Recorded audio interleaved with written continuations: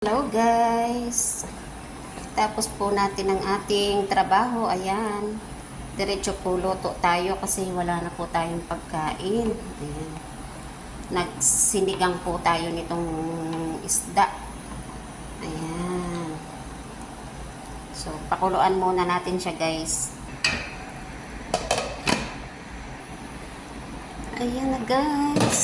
Ang ating sinigang na lapu-lapu. Lagyan po natin siya ng dahon ng kangkong. Ayan. Para mas kompleto. Meron po tayong, ayan, sili. Ayan guys. Hayaan natin siyang maluto. So, ayun na guys. Luto na po ang ating sinigang na lapu-lapu. Ayan, tikman nga natin. Sarap. Luto na siya guys. Thanks for watching.